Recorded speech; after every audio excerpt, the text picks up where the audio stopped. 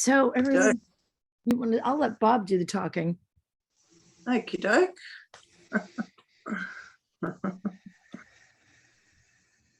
Well, I guess you know what it's all about, or supposed to be about, don't you?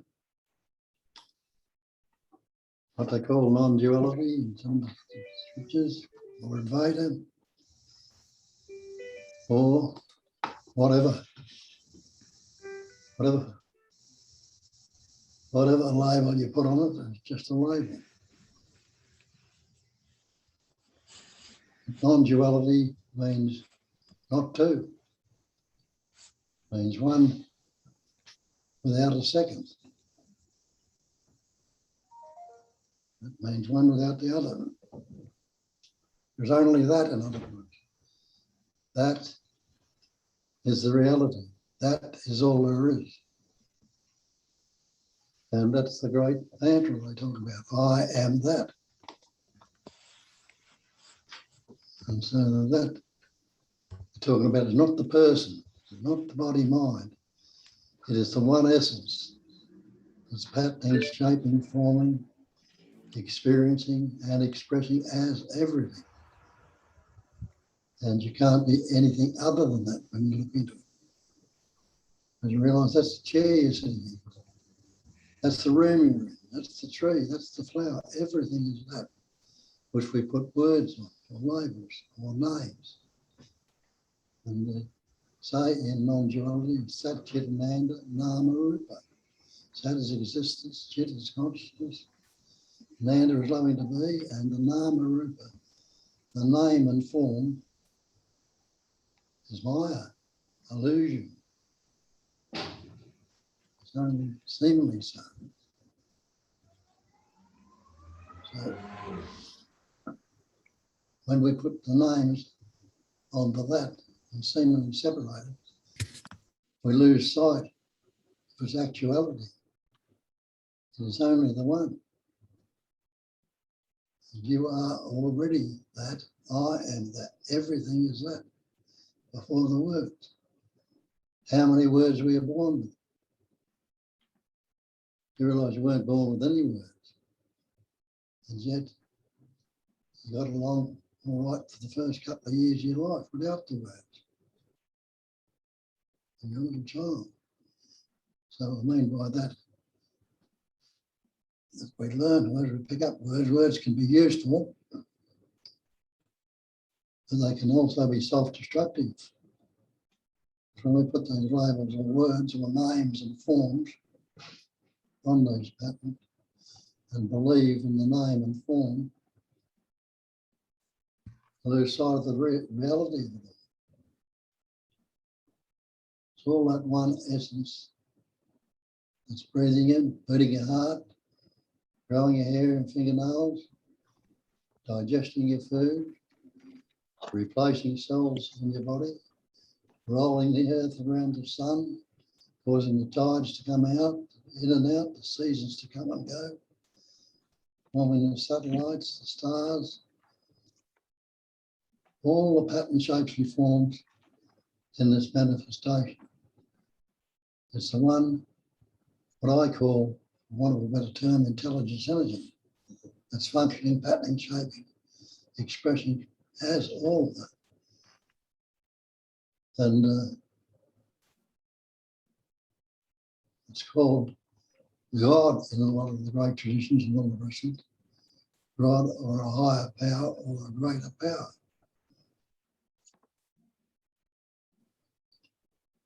But I think that word confuses a lot of people because they all come from different traditions.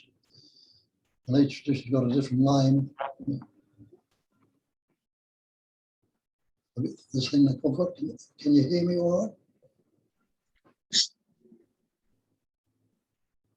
Yeah, if anybody's got their mic on, can you mute your mics? Sorry. As long as you can hear me, or you mightn't want to hear me, you can turn me on. Please yourselves. Yeah. So everything is that. And that's our problem. We've taken on the idea and belief that we are this separate entity We are this individual. We are this person. But are you the person? What we say here is the false cannot stand up to investigation. And we look into some of these erroneous beliefs we've taken on and investigate, they'll fall apart under the investigation. Are you the body, for instance? And you say, my body.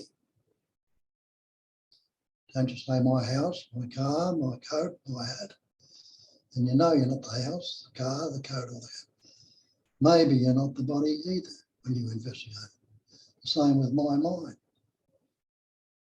I've got this body-mind idea, but and you believe it is me or mine. What is me or mine? Me is that sense of presence. Another word for me is I. I am this me. I is another word we put on. So it's the sense of presence, the knowing that you are, the pure intelligence energy is the knowing that you are. That's patterning, shaping, forming, and expressing as all this manifestation. And it's that sense of presence which translates into the thought, I am. Now, when you look at all these words and you see that the first couple of years of your life you lived without words, and you got it all right, but just realise that every word you've ever spoken or ever likely to speak has been learned, been picked up along the way. You weren't born with it. This is not your natural state. Your natural state is a pure intelligence energy that's living, breathing, beating your heart. So the sense of presence translates to the primary thought, I am. Where does that I am come from? Well, they say it comes from the primary sound, Om, which broken down sounds like I am. We relate it to this sense of presence. Our parents give you the name or the label. Instead of saying that it's the one reality that's expressing us everything, it's the absolute. Or in Buddhism, they call it the great perfection. What can you add to the absolute? Nothing. What can you take away from it? Nothing. Or the great perfection, what can you add to the perfect? Nothing. What can you take away from it? Nothing. I'll give it to you in one sentence in Buddhism. The great perfection is non-conceptual awareness. It is this awareness, the knowingness that you are right now, that is it, but we put the label on I or me. And that's where the sense of separation comes in. And that sense of separation has been believed in, added to, and believed and reinforced day in, day out until it's seemingly solid and substantial. See what that separation does. It causes all the problems we've got. You believe that something's separate from you. You feel isolated and apart from it. Yo, Bob, you look like melted ice cream. What was it?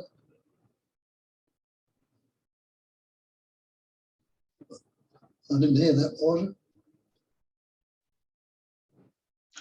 I think you can ignore that, Bob. I think that was, you know, I can't remember the name they use. You know, that just someone who's come in to disturb the meeting. Julia, yeah, Julia, are you the host? If you're the host and that person disturbs again, could you kick them out?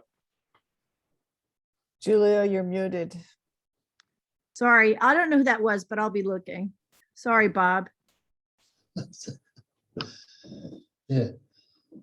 Where was I up to? That sense of presence. And realise that sense of presence is always fresh and new. We take it, we put the labels on it, past and future. But is there a past if you don't think about it? Now, that's another thing we need to look into, is the concept of time. When you look into that, investigate, you realise there's no such thing as time. Time is a mental concept, another thought, another label. Is there a past if you don't think about it? Hey, Terry, you'll never be a real woman. There's no past if you don't think about it, because past is just a thought. Can you live in the past? You can't. So the past is not the actual. It's only a conceptual image we have about it. Same with the future. Can you live a moment in the future? You can't. You can anticipate and imagine what you're going to do in the next moment, but you can't actually live it. So the living, the actuality, is going on right now. And what's living? Isn't it life? And isn't that life expressing right now in the breathing, the heart beating, life? So that's what you actually are. You're not the body, you're not the mind, you're not the pattern through which you express it through. You are the life itself. That's what Christ told you years ago. I am the life, I am the way, I am the truth, I am the life.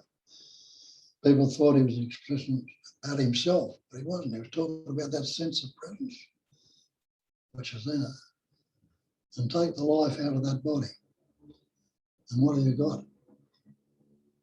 You have a corpse.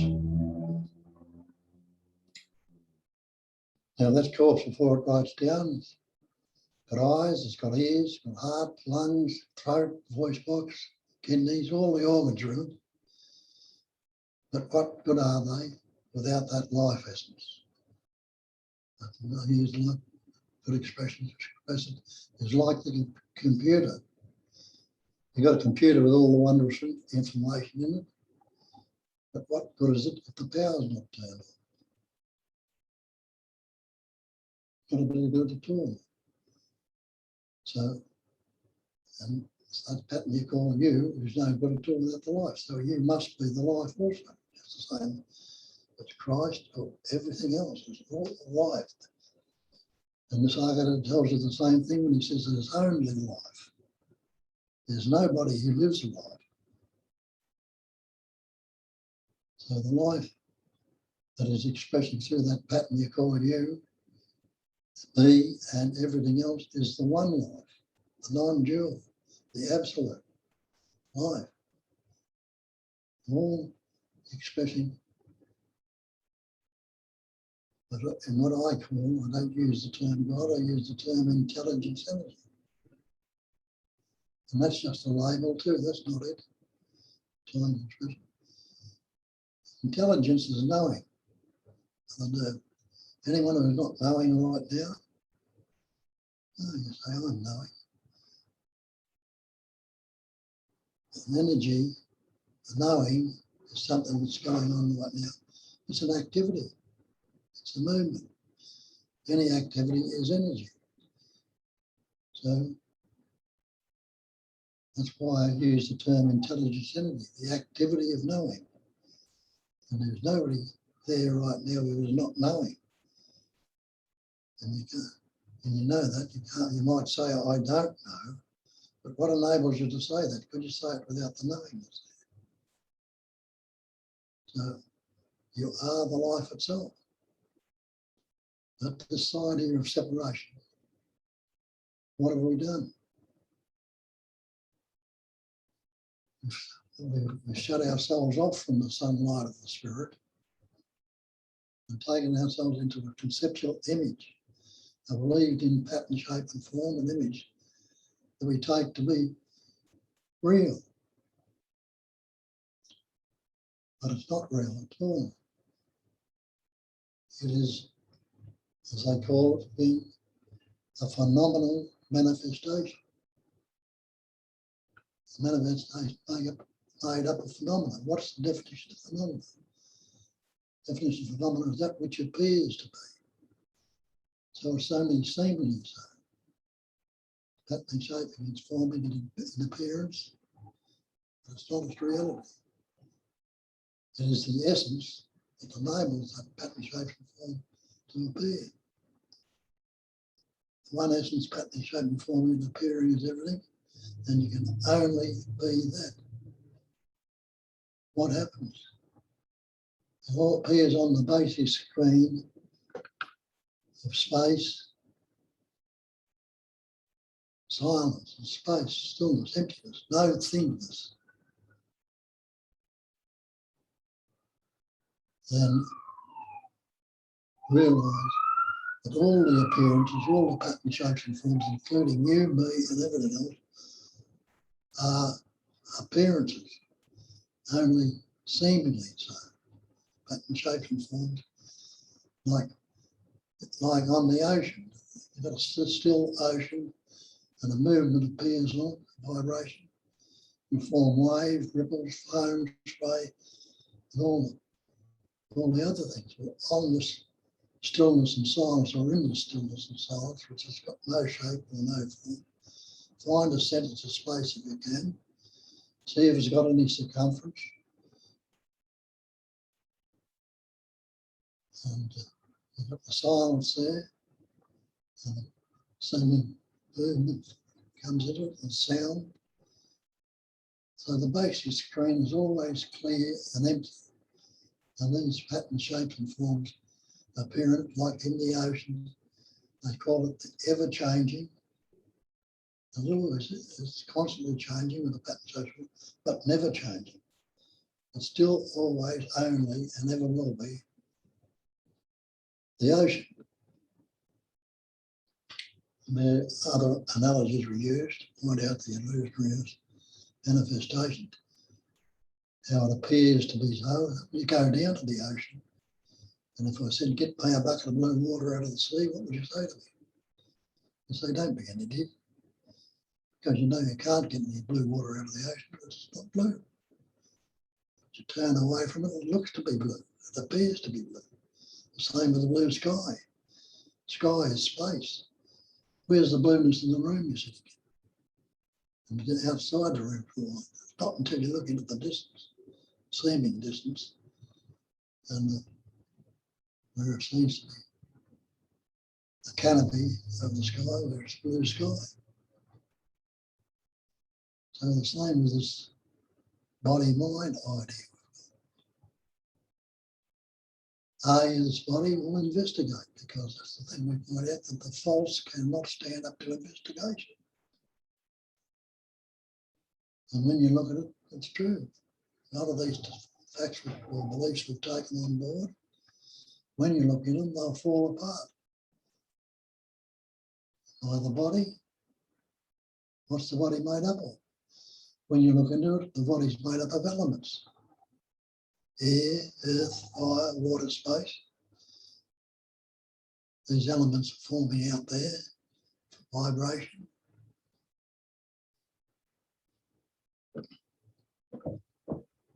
Take the air out of your body, see how long it lasts. Good book. You couldn't be a body without the air. Take the water, your body's 60% water. Take the fire, the body temperature, you get hypothermia, soon die. Get off the earth if you can. Why would you live off the earth? Get out of space. So when you investigate, you see you're not those elements.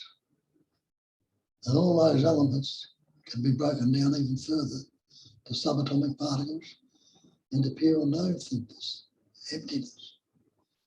And all this manifestation is made up of things. And we say nothing, but the wrong slant on it. Saying nothing, we think it's zero, zilch, nothing. But it's no thing. It's all there, here, there, and everywhere, but it's not anything solid or substantial. It's all appearing to be so. just like a dream. You go to sleep at night and you dream. Where does that dream occur? It has to take place in the body. The body is the vehicle from which holds the dream. But what is the dream? Seems to be real. You can seem to be in it yourself. This pattern you believe you are right now in the dream.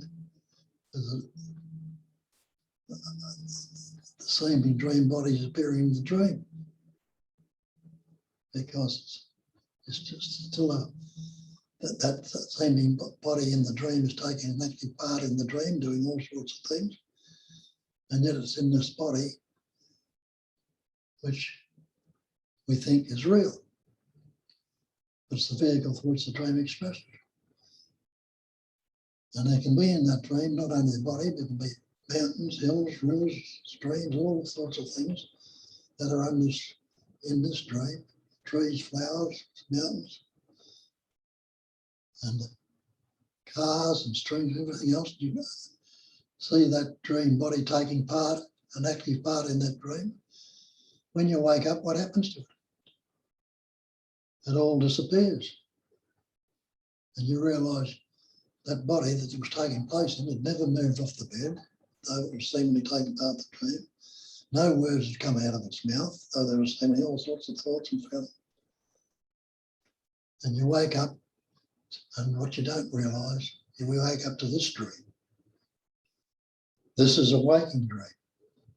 And the only difference between the sleep dream at night and the waking dream, this dream is, the dream at night when you wake up, it disappears.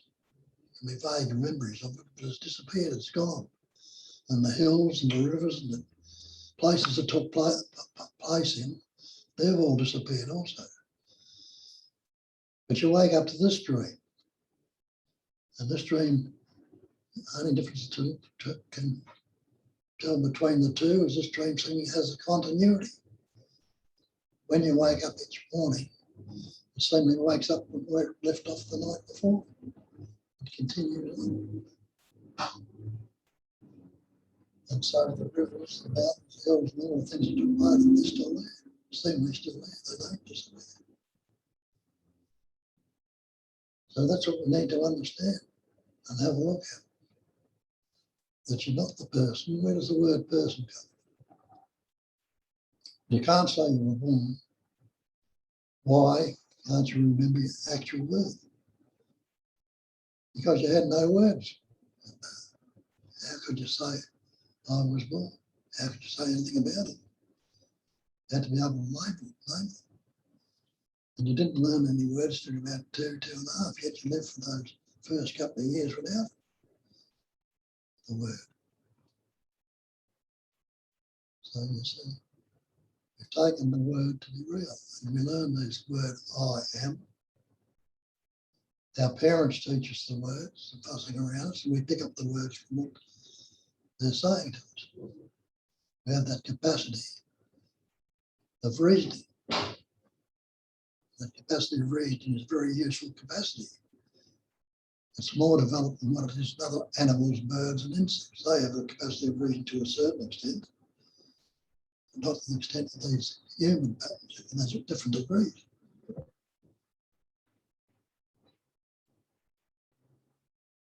A bird, for instance, has the capacity of eyesight. It's more developed than what our sight is, much better. It has the capacity of flying. We can't do that naturally.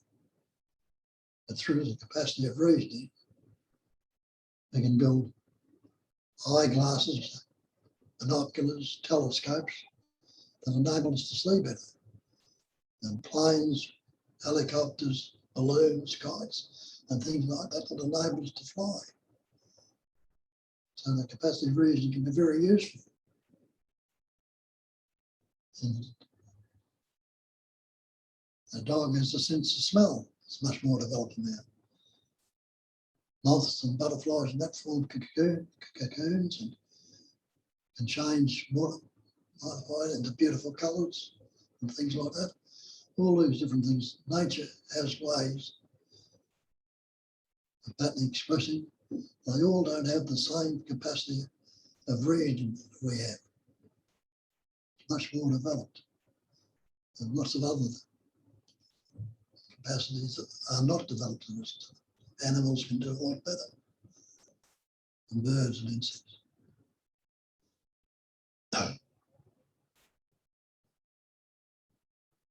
So this capacity of reasoning can be very useful, but it's also self-destructive. That's where the dualism comes in. We've taken on the idea that we are separate. We can't do much with I or me. It's a word we learn until we learn to put the other words on. I am Bob. I'm an Australian. I'm a good fellow. I'm a human being. I'm this, that, and the other. All these concepts or words are put on, and the energy of belief goes into them. And they're taken to be real. But I realise that belief is not the actual. We believe so many things, and they're believed to be real and taken to be real until they're investigated. There again, that thing comes in. The false cannot stand up to investigation. Look in your dictionary and look up the term belief. And the definition of belief is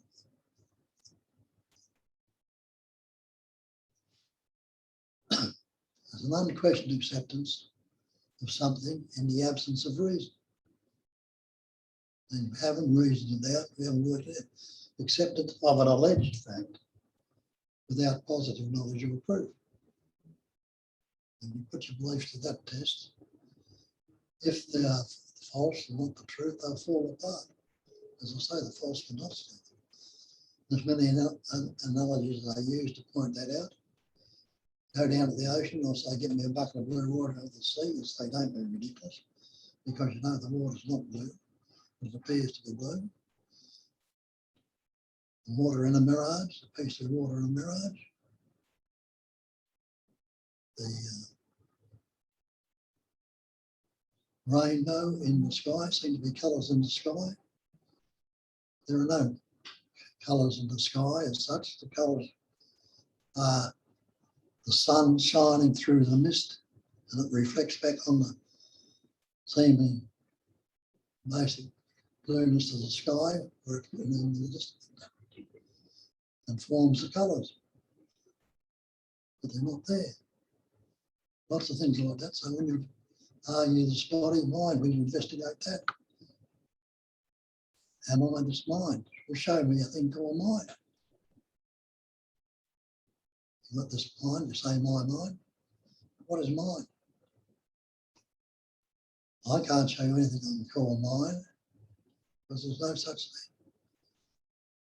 Mind, when it's broken down, what is it? It's thought. What is thought? Word. What's word? Word sound. What's sound? A vibration. What's a vibration? A movement of energy. So the body can be broken down to that, the mind can be broken down to that. So that's all there is. It's pure intelligence energy, which the wondrous way it pattern shapes and forms into all this manifestation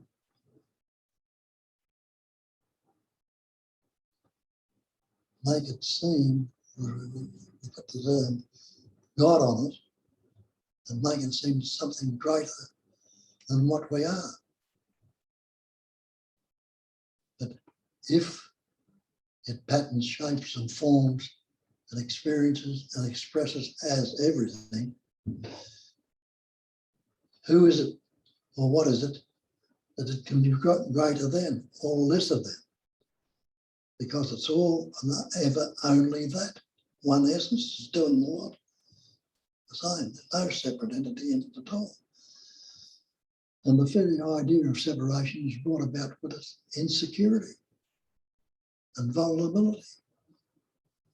And that's where we become this person, this individual, this separate entity that's fearful, it's unhappy, it's depressed, it's fearful, it's anxious. All because we've taken on the belief we're separated. And that sense of separation didn't come upon us until we learnt words. And it's carried on from there. How does it function? Well, something comes up and I like it. How do you know? Well, I've experienced this before and it's good. Whatever it is. And we don't want the good things to go, not realising that being thoughts and feelings are all a vibration. It's always vibrating dualistically in the opposites. Like Shakespeare told you 400 or 500 years ago, there's nothing either good or bad, but thinking makes it so. And Nisargadatta tells you the same thing. And he says, nothing can trouble you except in your own imagination. Now, what have we done? We've taken on this conceptual image, this thought up image. I'm Bob, the Australian, the good fella, I did this or did that, all through the words written. And that's what's troubling us, this imagined. Break that word imagination down, imaging to imagination, down to imaging, imagine. And realise that's all we're doing, we're imaging in our minds, all these pattern shapes and forms. Nothing can trouble you except your own imagination. So we put the label on, this is good, that's bad, this is pleasant, this is painful. Without those images, look in a mirror. What do you got in the mirror? A reflecting surface there, reflecting surface. And what's to reflect? Images. You can have an image of your face in the mirror and it looks real. Go up and try and grab it out of the mirror. Try and grab an image out of the mirror, you can't. But you can't say it's not there because it appears to be there. And when you go to try and grab it, you can't say it is there. So it neither is nor it isn't. It's appearing to be so, and that's all this manifestation is. In this wondrous way.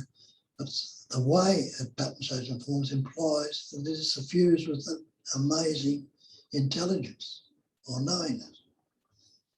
And the way it vibrates in all the different ways, the wondrous ways it pattern shapes and forms, again implies the amazing ways it can express the birds, the insects, the life, the stars, the planets, everything like that.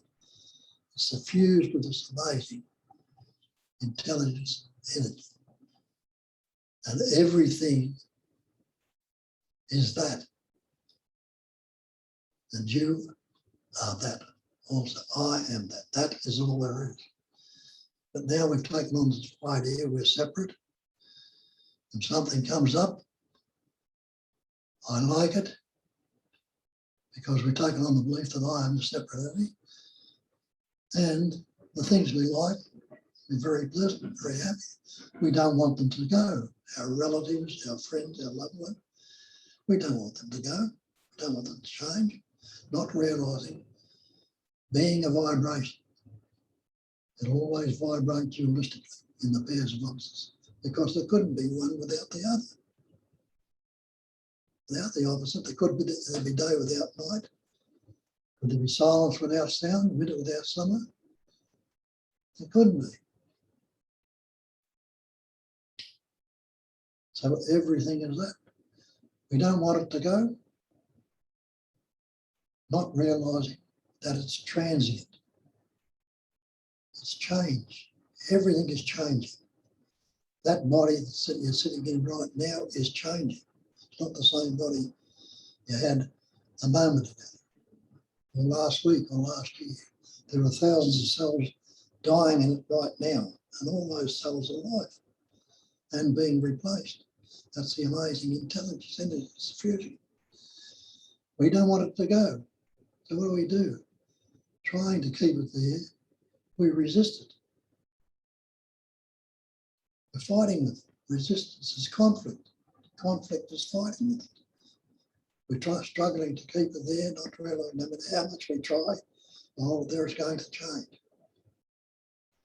And that resistance to conflict makes you uneasy and brings you into anxiousness, your fear, your depression, your guilt, your unhappiness, your jealousy, your envy, all because of this resisting what is.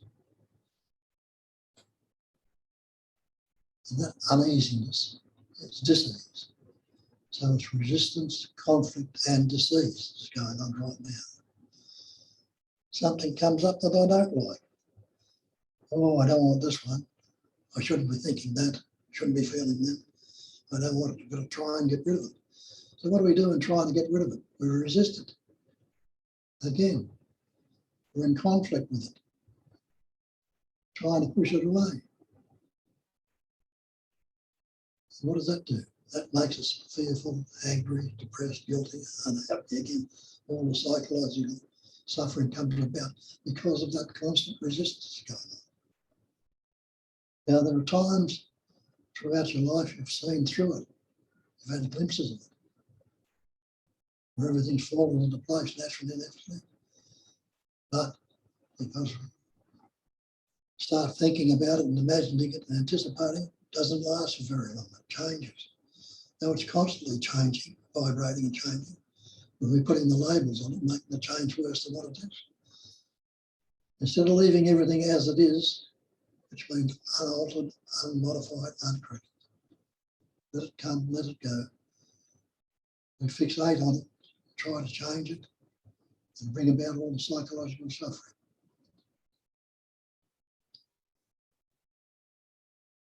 Look out there again.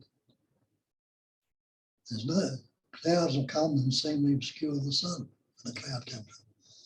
And you investigate that and see that the sun forms the cloud, and the sun, as its radiance, will blow the cloud away, and there's no cloud stitched on the sky anywhere or pasted in the sky.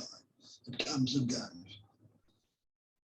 Now look in your mind and see all these thoughts that come up and we fixate on and cling to. And hang around for days, weeks, years, sometimes. There's no thought stitched in there. You're stuck there anyway. We fixate on it.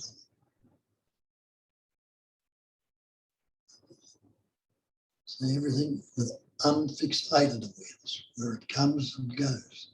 And you can be free of all the psychological crap that beats us up. And the Sat Chit Ananda, existence, consciousness, loving to be. Sat is existence. Anyone who's not existing right now? No. You must say, I'm existing. Anyone who's unconscious or unaware right now? No, you're not unaware, you're aware. Anyone who's not happy to be? No, you're happy to be. You'd rather be than not be at the moment. So you're already that. What have you been seeking all these years? Trying to find something that's make this person believed in persona, the mask, whole or complete. Not realising that you are already other. Another way of putting that is being, knowing and loving to be. Being is existing, knowing is the conscious, and loving to be is the blissful state of the loving state. Well, anyone who's not being right now. And we're like, no, I'm being. I can't negate my beingness. Anyone who's unknowing. No. You're knowing to say, I don't know. You must be knowing there to say it. Anyone who's not happy to be. You're all rather be. So you are already that. Always were, always will be. And ever and always that. That is all there is. So the search itself is the problem. Because in the seeking, what are you looking for? You're trying to become what you already are. and always have been. You wonder why you don't get it? How can you try and how do you become something that you already are? But that's how it's gone. That's how it's going. People look in the answer in the mind for years, never find the answer because the answer's not there. That's why they call it, the scriptures, they call it the peace that passes all understanding.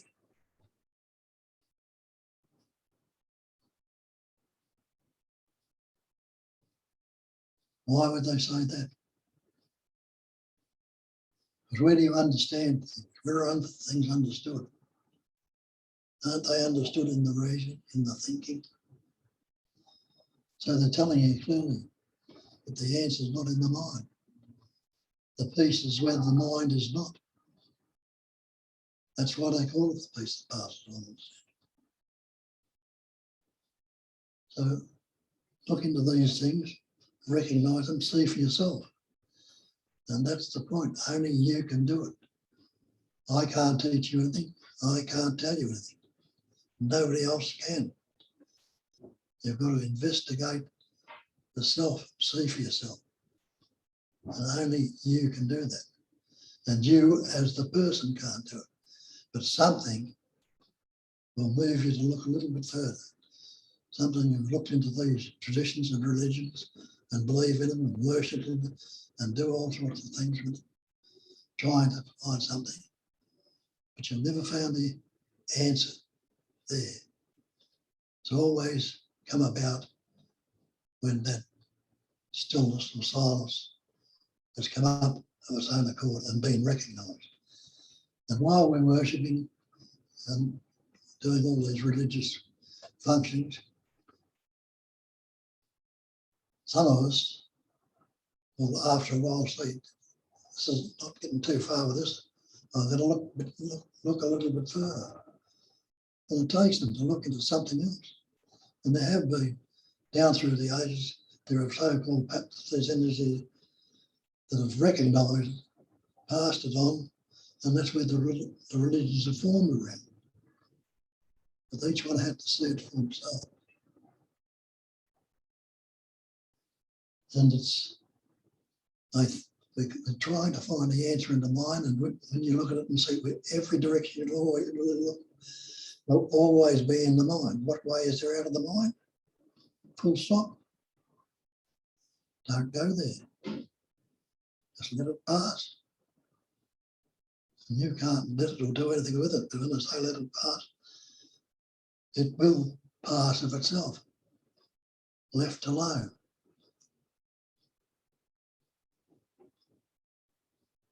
And it happened, and it can change, bring about the change that was necessary here for that change to come about. Well, this pattern wouldn't be here right now. It's lasted for 93 years, when it was almost out of the picture at 30 years.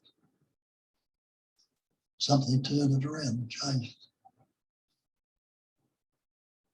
And whether these words are correct or not doesn't really matter. Whether as I start to lose the memory of it, because it's not saying correctly, there is enough in them for somebody to resonate with them, hear them, and follow on further and look for themselves and see it. And people, that's happened to some of the so-called people that have listened to this over the last 40 years, not only through this pattern, but there are many others out there who are pointing to the truth also.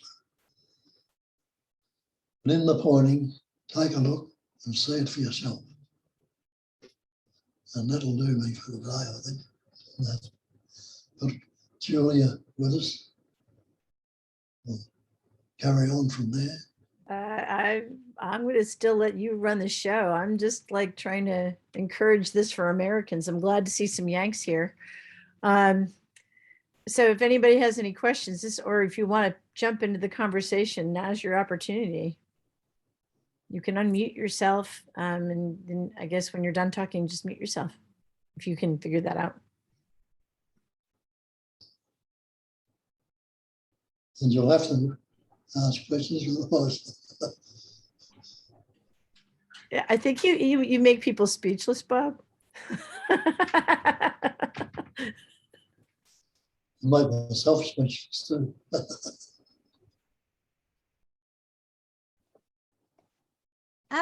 Hi, I've sort of got a question. I find that sometimes it still seems like I'm the thinker of thoughts, and I was just wondering if you could say something about that. So what was it, Tanya?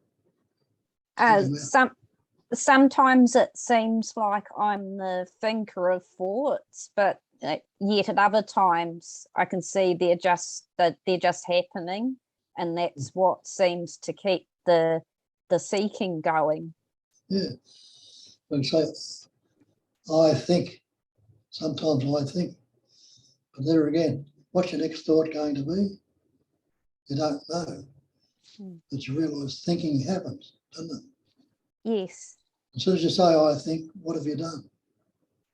You formed a subject, a thinker. And the thinker is thinking this thought, you believe. And that thought becomes, the thought I think becomes, the thinker becomes the subject. And the thought becomes the object. So thinker and thought are now become dualistic, subject-object.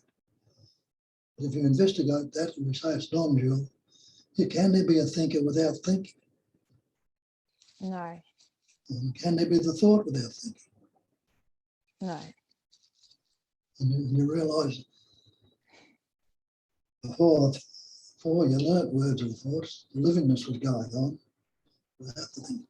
So that thinking is the life expressing through you. It's not the person. Then we relate to the person, I think, I see, into the subject. That's why you'll never find the answer in the mind, because we're looking in the mind to find the answer with concepts. And it's non-conceptual awareness. It doesn't happen. And what way is there out of the mind? Every direction you look will always be in the mind.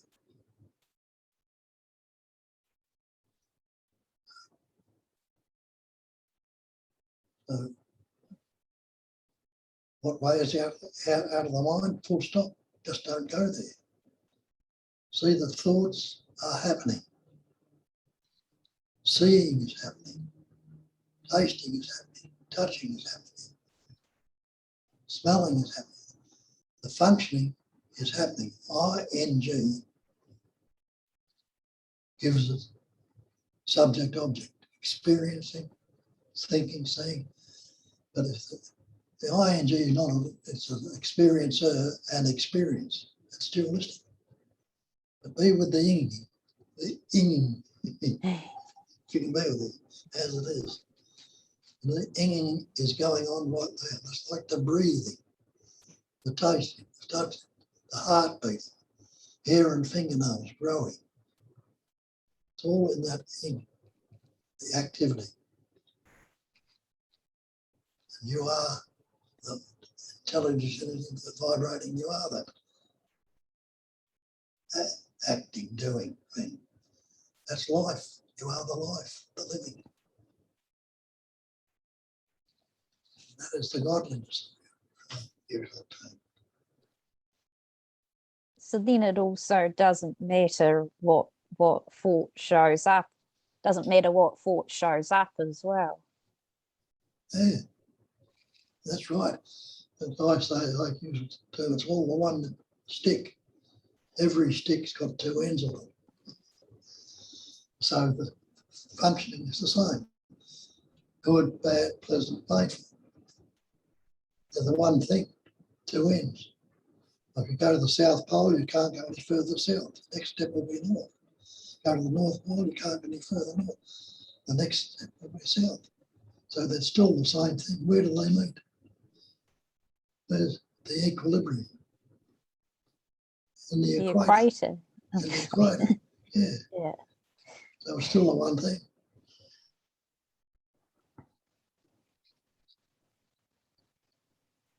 Yeah. I think it's just that, like just because the way language is, it attributes it to a person when it's not. Like what's believing like that thought as well. It's just, you know, it's talking to itself. You know this well. Yeah. I don't know, just You don't trust yourself. Or don't yeah. trust yourself. No, Don't it's just a bit of doubt. I don't know why. Well, there again, who would be the doubter? Yeah, no, that's just a thought as well. Yeah. I or me. Wouldn't it? Yeah. If you're not relating the I or me as the person, but as the functioning intelligence, the doubts will clear away very quickly. Yeah.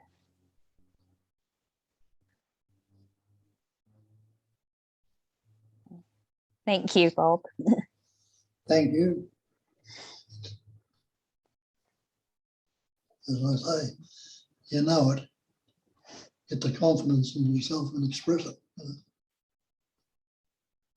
Yeah. Or sometimes I post replies in the group on Facebook with you know, things that sort of come up. But yeah, I don't find sometimes in like on the meeting on the Sunday, it sort of doesn't really come up to share anything because there's just not really any questions anymore. Well, not really. So yeah. Well, if you haven't got questions, put out some little thing that you really recognise. Somebody else might be waiting to hear it in the way you express it, where they couldn't grasp it where I or somebody else was expressing that way. And so, you know, it would be useful. Don't hesitate to express it.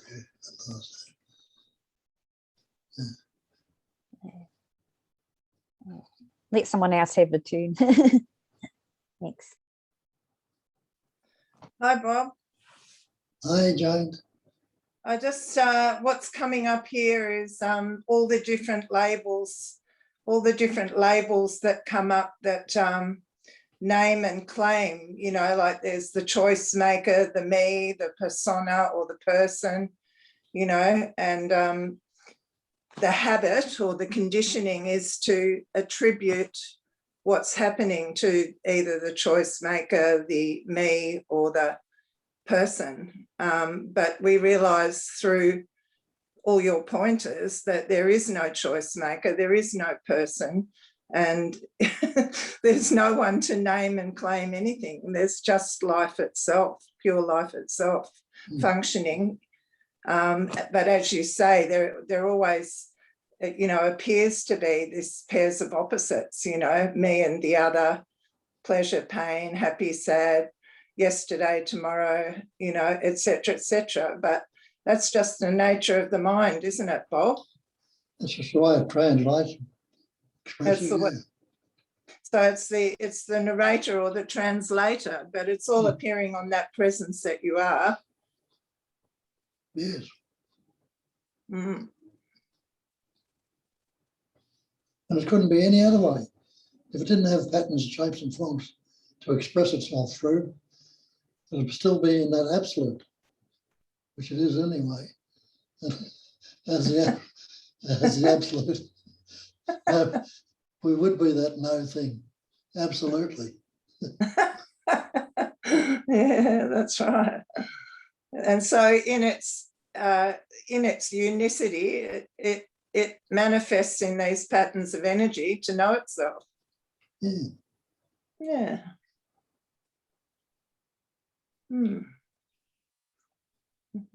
It's just wonderful having all these pointers to to take us back to the place we never left. Thank you, Bob. That's right. It changes the game because it ends it. I'll shut up. You go. Oh, sorry. Did you need to say something, Julie?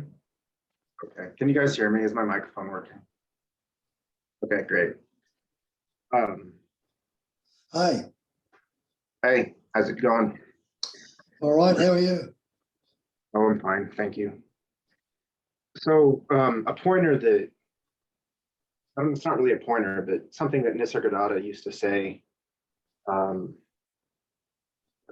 when people would ask him his story, he would say that his guru or his teacher or whatever he referred to him as said that, you know, always go back to the I am. It's the book, the I Am That.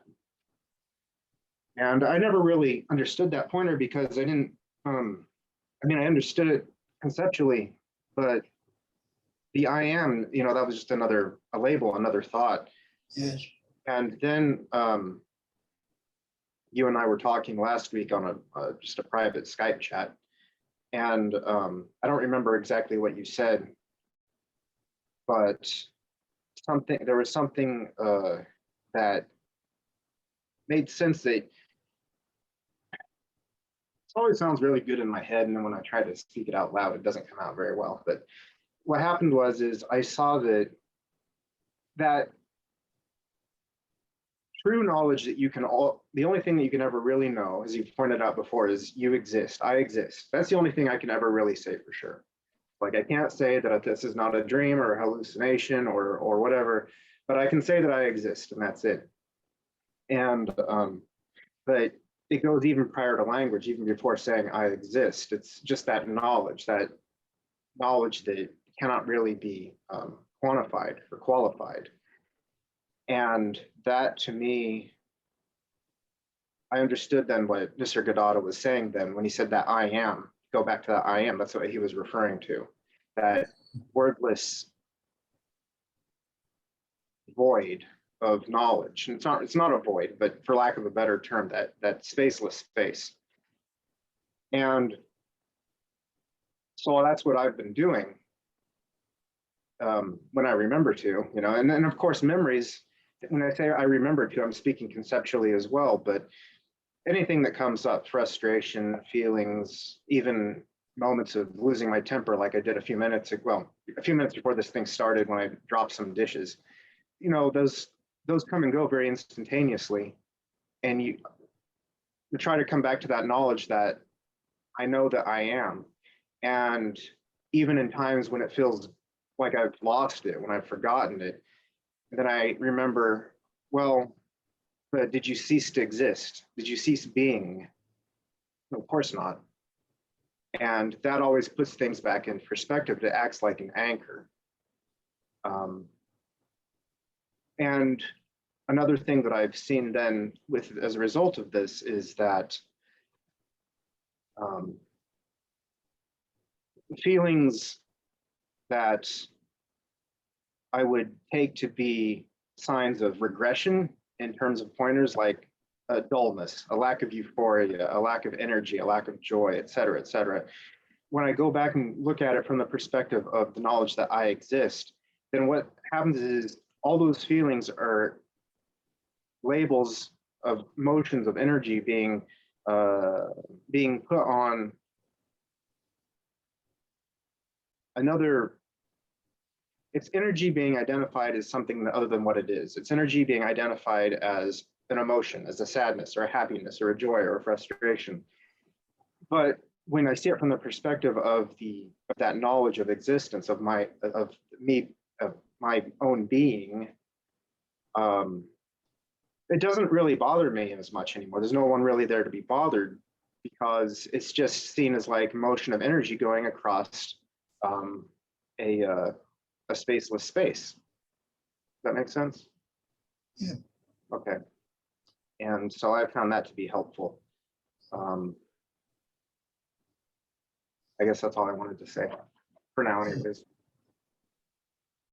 Well, that sense of presence, and he said, the Sargadatta says to stay with the I amness.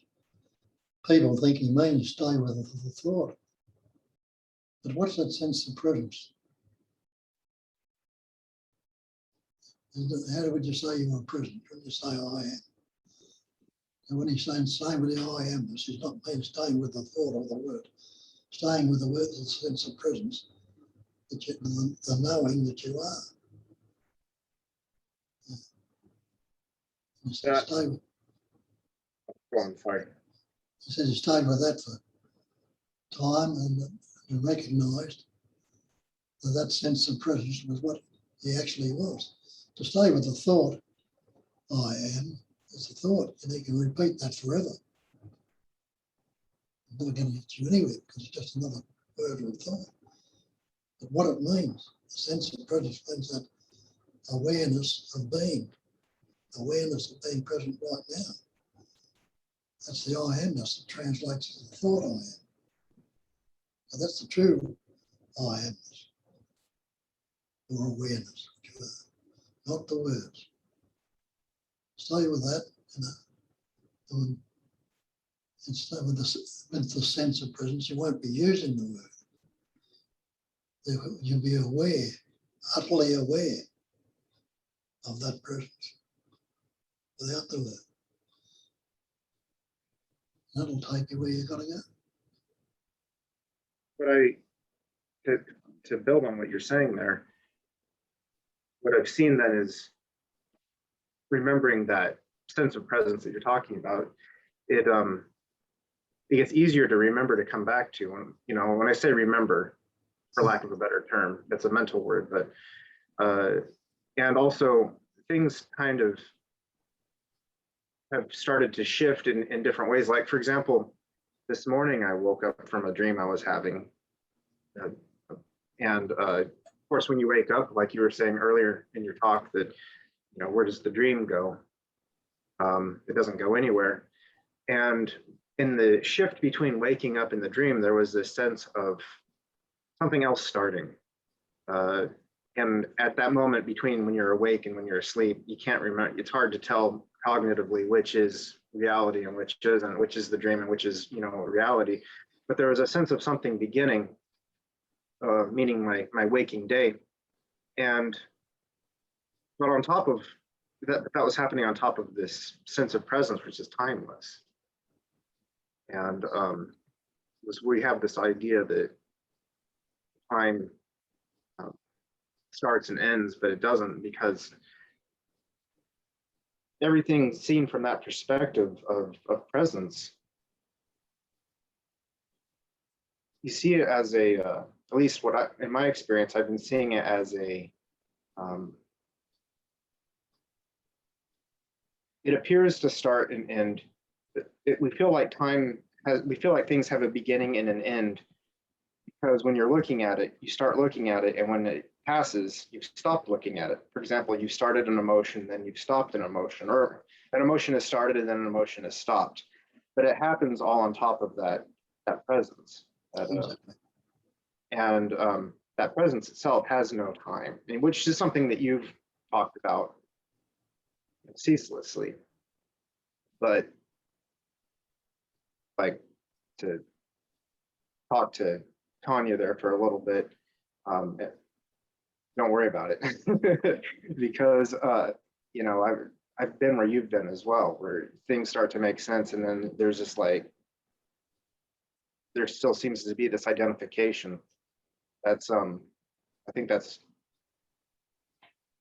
a normal part of the process, as it were. So anyways, that's what I wanted to contribute for this point. Good, Tricia, that's good. That sense of presence translates into thoughts. That is basically what you are. And when you're in deep sleep, as you say, coming out of it, you become aware of that movement, whatever it is, of awakeness. The awareness it's all appearing in that awareness. You are unaware. There was an awareness of your unawareness when you're in sleep. When you start to wake up, and the awareness, thoughts and consciousness comes upon that awareness, and it translates into all the things that are going on.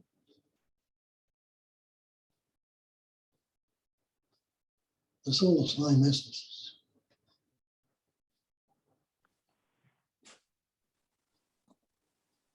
And what came up for me when I was listening to Tristan was anything objective is not the presence. Mm. You know, anything, all thought is objective. So anything that's objective is not the presence. So Yeah, anything that appears only how Mm. it seems. mm.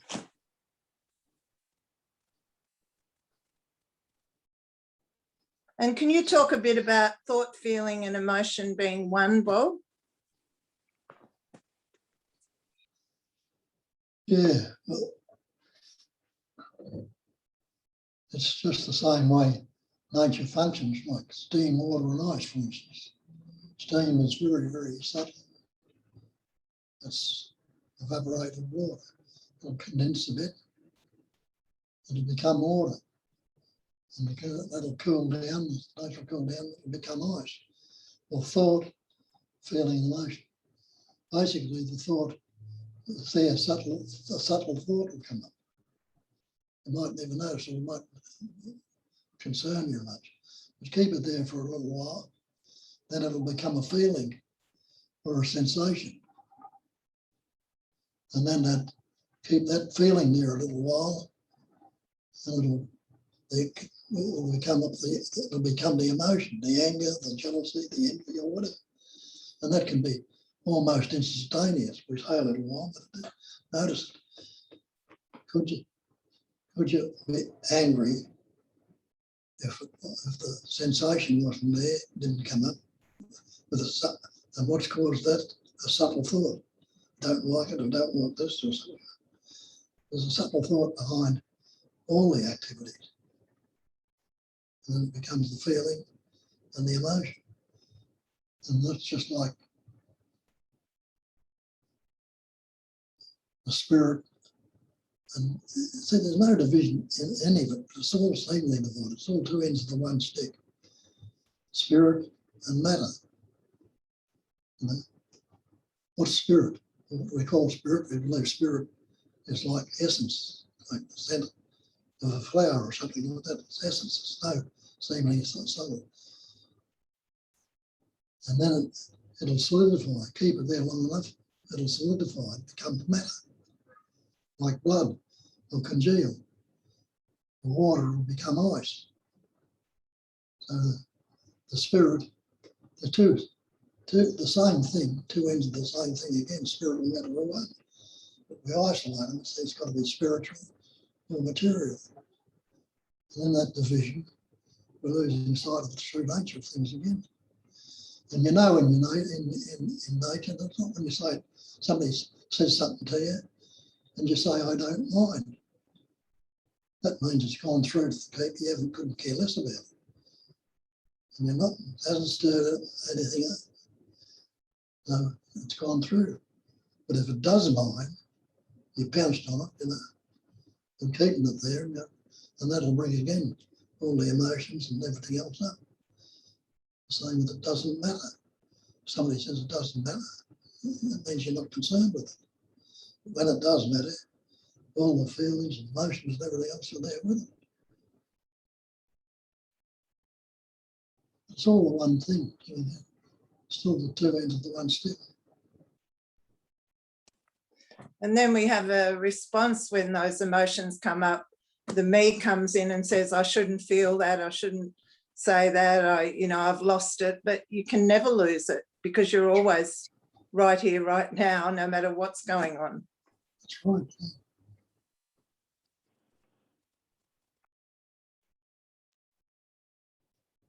Bob, when you spoke about the clouds and the sun before, you said how the thoughts come up and like the clouds, but we know that when the clouds come up, the sun is still there.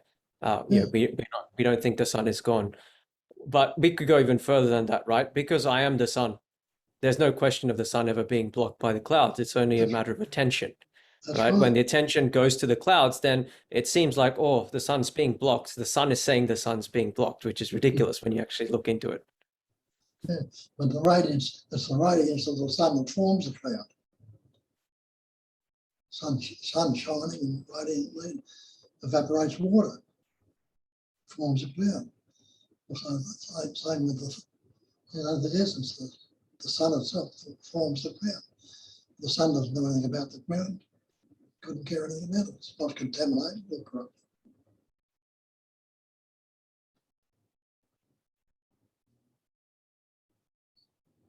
You're going pretty well, Ron.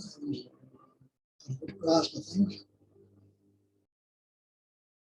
Yeah, it's like I said on yesterday on the chat. Stuff still comes up sometimes, and at those times there's sometimes this feeling that, oh, where's this coming from, and even a question of why. But I think when that's looked into to see it's just the same old stuff, then it kind of loses its sting.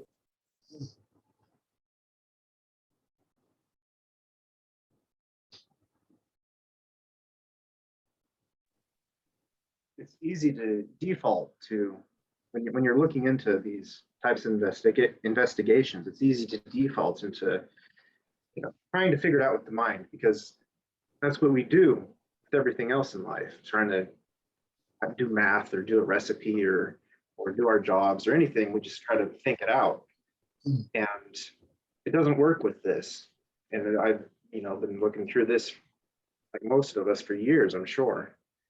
And of course, we all experience that type of satisfaction that you get when you get something new, a new pointer explained to you, and then it makes sense for a while. But it's easy to forget or not ever see clearly that it's.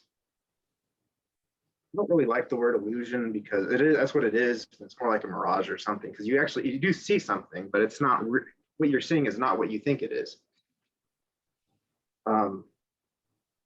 So like with what Rohan just said there, it's just things still come up, and you don't even know why things are coming up or what's coming up exactly, or not exactly sure what you're referring to, but that's how I understood what you were saying. And that's what I've been experiencing too, in my subjective experience from this perspective. But like I said, when you remember that the only thing you can really know is not, how many pointers you can collect. The only thing you can really know is, do you exist or don't you? And that's an easy question to answer when you look at it, because it's an instinctual answer that anything would say that it exists. It doesn't really matter then what comes up. It doesn't mean that things that come up aren't going to be pleasant or unpleasant. It doesn't matter that there's not going to be, or it doesn't mean that there's not going to be emotional reactions, because as human beings, or the appearance of a human being, there's going to be those types of, that's just what nature does, but it doesn't matter what thoughts come up. It doesn't matter that if a confusion comes up or something. Sometimes I think that the mind is just playing a game with you, is like, well, let's just throw this at him and see what he does with it. And you don't need to unravel everything. And so, of course, sometimes I think it does help to speak with you, Bob, like, otherwise we wouldn't be here, right? And to get some pointers and some reminders, some clarification on that. But in the end, it doesn't get to a point where you realize it doesn't really matter what's coming up and why, because what's coming up is just what's coming up. As long as you remember that what you are is that being that goes beyond thought and feeling and any cognitive understanding that a person could possibly have. And if that's your anchor, then it's okay for things to come up. Hopefully, you'd want nice things to come up and pleasant feelings to come up. But if they don't come up, or if they don't come up frequently, as they never do, because that's just not how life works, that's okay too. And there's just more of a sense of calmness and peace there. And that's not to say that I don't get phased ever. No, of course. Like I, can mouth off just as much as the next person. But the more I look into this, there's more of this just letting things be and just letting things work out as they are. And that doesn't mean that you become like a lazy loaf and just hope things fall into your lap. But there's just more of a flow and more of a Trying to think of a better word than acceptance, but the more openness. That's the word maybe I could use. Yes, the mind can be utilised. You can use the mind, but the trouble is, we believe it is something that uses us. Mm. You know, minds can translate things, and the rest can be utilised. But what's it utilising? It's utilising words and everything. It's all, the mind itself is all more pattern, shapes and forms, which we believe, but instead of saying it's all the one essence that's forming or patterning or expressing as that thing we call mind, and all the words and ideas and things that are going on. So one essence is patterning, shaping, expressing is everything. And that is all there is. And you are that. There's no separation. Not two. One without a second. Not even one. Just is. Hi, Bob. I have a question. You know, it's kind of related to what Rohan was talking about, attention, and you know, shifting attention from the clouds to the sky. And it's also related to what you were talking about earlier on with regards to stop. Don't go there. Don't go into your thoughts. So the question is there a choosing to focus attention away from the clouds? Is there a choosing to stop and not go into and believe the thoughts? Or is that just a happening by itself? Well, there's no choice maker. Choices are made, but there's no choice making. So it's just a happening by itself. As I say, you can't stop your thoughts, but thoughts somehow or other, some way or other, they just fall off. They just don't bother coming up. Or if they come up, the old habit's broken now. Instead of hanging around for days, weeks or years until they're acted on, they're seen through and let go of. Just like a passing cloud. You know? Watch a cloud go by. But they never corrupted and contaminated the sky at all.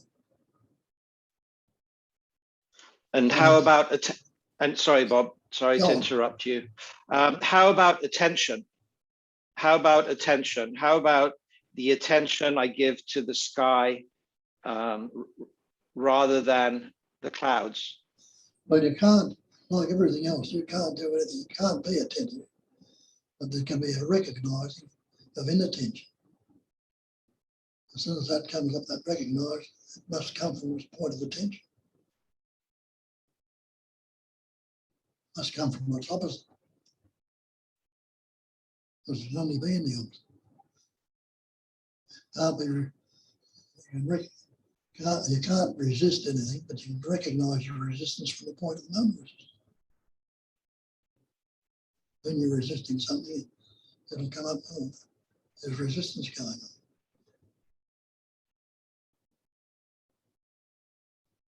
That goes through it all the opposites. It's a natural recognition.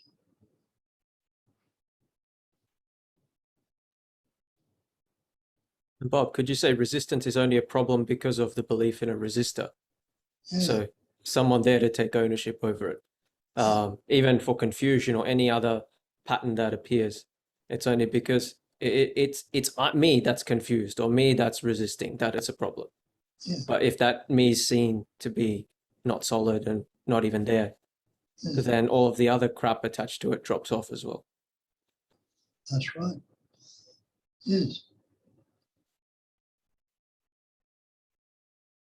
From its opposite point, yeah. So I have a really irrelevant question, not for Bob, but for everyone in the room. Just, I think I can see a few of you are Americans, but I mean, how many here are actually in America? Because that was the idea. Raise your hand.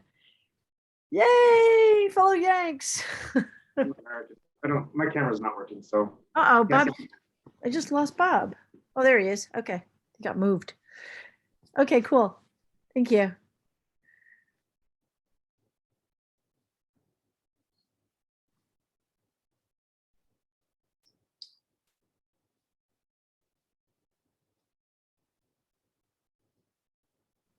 Thank you for doing this, Bob.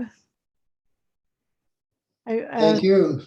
Thank you. It's always a two-way street. Yeah. Yeah.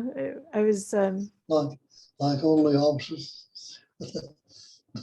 Can't be one without the other.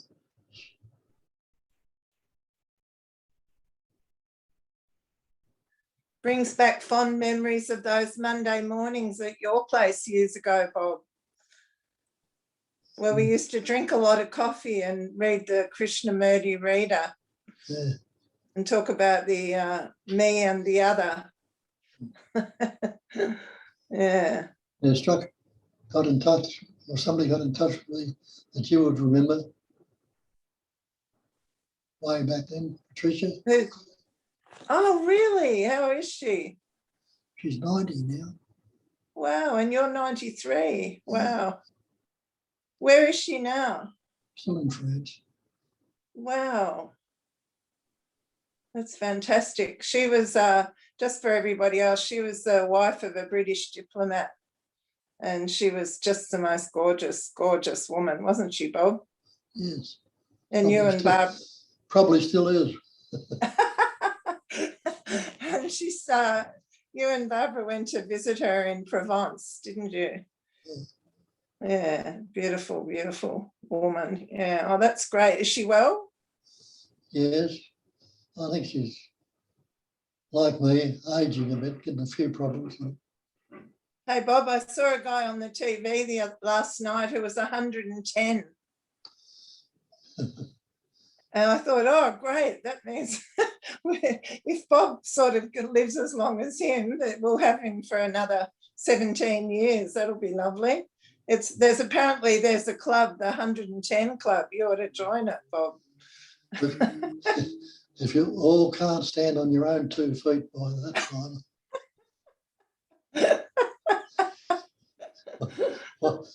Why keep me around and make a slave of me?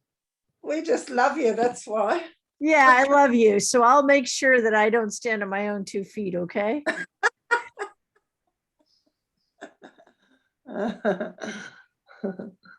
Maybe we could hear from one of the other Americans that we haven't heard from before. I'm half American, and Julia knows that, and Bob, and I always love to hear from my fellow countrymen. So if someone else from America wants to say something, that'd be great.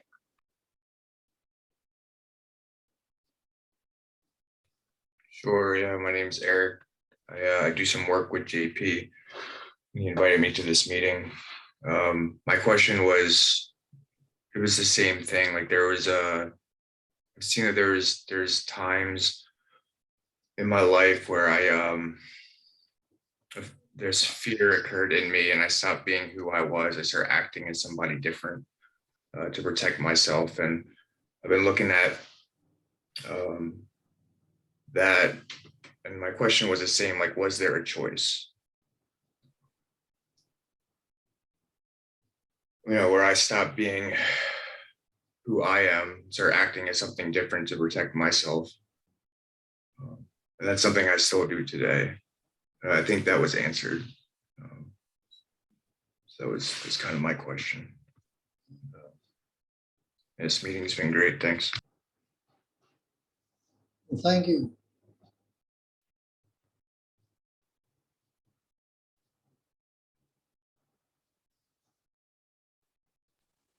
So you got anything to say about that, Bob, about that how we protect ourselves by, you know,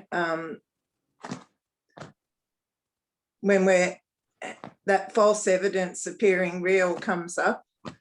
Can you say anything how we sort of protect this me trying to protect something that's a phantom. Well, there's always a response to whatever goes on.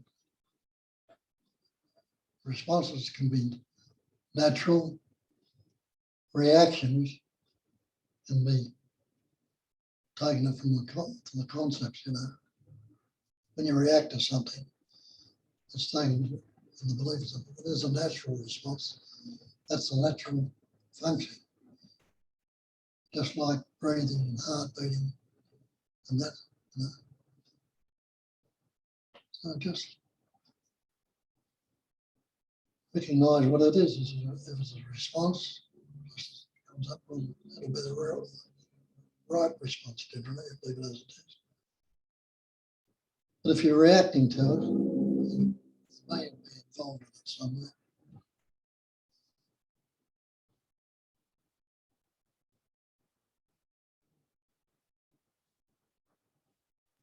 I like the Nisargadatta quote of nothing can trouble you except in your own imagination. And Bob has said, break that down into image in.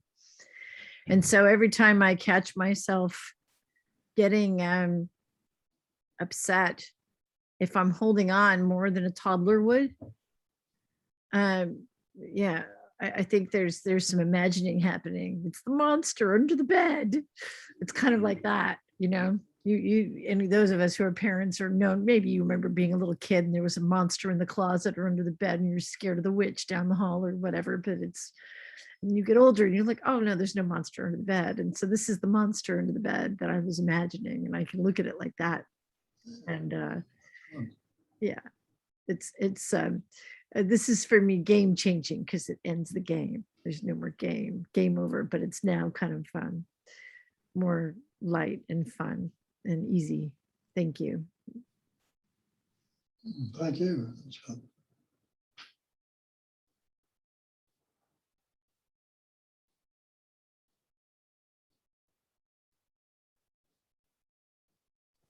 And I guess all conflict arises when we're operating out of that me, don't you think, Bob? Like, because you're resisting what is. Yeah. Yeah, resistance is conflict, yeah. Yeah.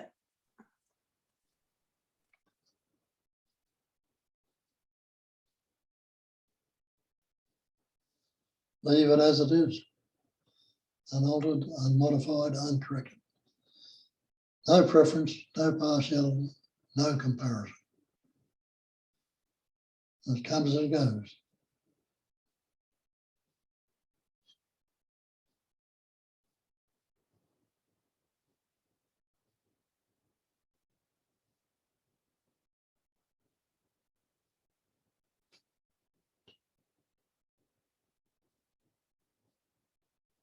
So it's great to have this meeting on a Monday morning. Is everybody looking forward to next Monday? I'll be here. I'll be here for sure. Thank you so much for, you know, being so generous, Bob. Really appreciate it. Thank you, Julia, for making this happen.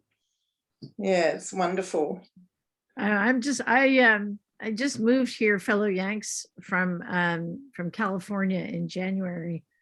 And so they've been doing these Zoom meetings on Tuesday and Thursday nights, Australian time, which is America's Wednesday, really, or technically our Tuesday at 2:30 in the morning. And I really wanted to do it, but I couldn't pull myself out of bed at 2:30 in the morning. So when he said he was willing to do this, I was like, cool. I should have just asked him like months ago, like before I moved here, like, oh, I'll Zoom it. You just jump in and we'll all go. You know, but I'm really grateful, Bob. Thank you. This is wonderful. And good for fellow Yanks, because can't be just Aussies. Hey, any Yanks having trouble with his accent? I speak Australian, so yeah. It's lovely. I think so too. Okay, I think I'll close it now. Thank you very much. Thank you so much, Bob. Love you. Thanks, everybody. Thank you, Bob. Thanks, Love Ruth. you. all. Thank Thank you. Bye. Bye. Thank you. Have a good night. Love you all. Love you. Love you. Love you back. Bye. Thank you.